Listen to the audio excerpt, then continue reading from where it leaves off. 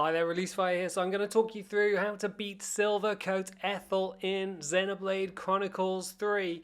She's nailed, so hopefully the video helps you out. If it does, drop a like below, but you can see that all of my characters are level 18, and then in terms of the setup, I've got Ironclad 2 and Bronze Temple Guard for Noah, and that's going to be a similar case across the board, where the idea is to give my characters as much HP as possible to be able to make it through. You can see I've got Ironclad 2 for Mio as well. However, for Mio, I've got the Garnet accessory, which you can get from the trader pawn back in the cave, and that gives you a boost to damage by 10% for every enemy. So that gives you 50% in total, because there's 5 enemies in the boss fight against Silvercoat Ethel. And then moving on to Uni, it's all about the HP. So again, Ironclad 2 and Bronze Temple Guard, and it's the same situation for Theon. And for Lance and Senna, I've got Ironclad 2 and a combination of light and heavy weak guard, which gives you a boost to your block rate,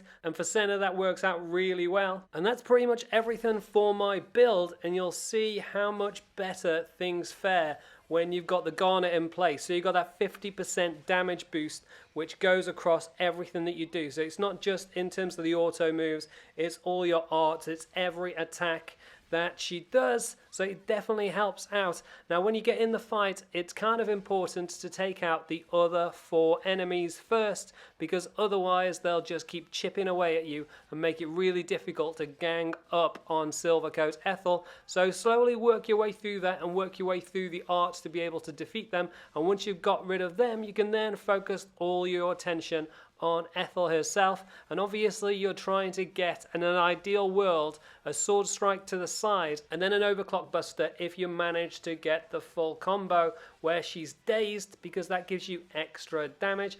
It doesn't always work out like that, but it's definitely something that you should aim for. But the most important thing is just to keep chipping away at her and try to bring her down as quickly as possible to the point where she starts to get enraged. And as soon as she gets enraged, that's when you want to unleash your chain attack. And the idea is that you want to do as much damage during this phase so that you don't face too much of the rage. In terms of the orders, I tend to focus on things that are going to give me benefits when I'm actually facing her. So that one reduces aggro for attackers and healers, which will make it easier to do damage while also getting health boosts as you go. And then as I'm doing moves, I'm trying to heal my group. So instead of focusing on doing damage, where I've got a healer or anybody with any kind of ability to heal up the team, I'll use things like a group heal to be able to bring everybody back into the game, so that as soon as you get back out past the chain, you'll have a strong team ready to get through the last phase. Now you want to get as many chains as you can, so ideally you're aiming for 3,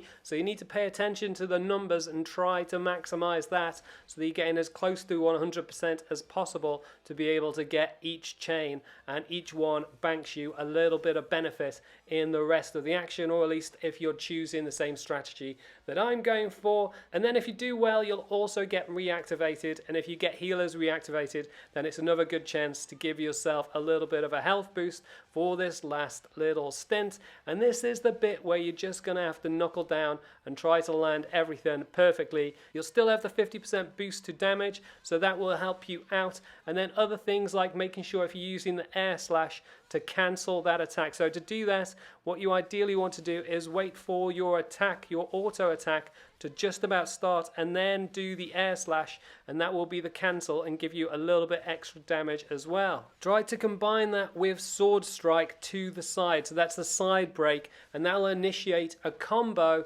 which will mean that ideally somebody will topple her and then she'll be dazed, and by doing that it means it just buys your team a little bit more time to be able to build up their arts and get some healing in and just last it out that little bit longer. And you can see I'm getting pretty close, but Uni's down and Theon is about to go as well, but it's kind of close. So this is where you've just got to keep on going and try to do as much damage as you can to give them time to heal and revive and keep everybody in action. And if you can just keep all your moves perfectly, edge thrust from behind, sword strikes from the side, and then ideally an overclock buster when she's in a dazed state.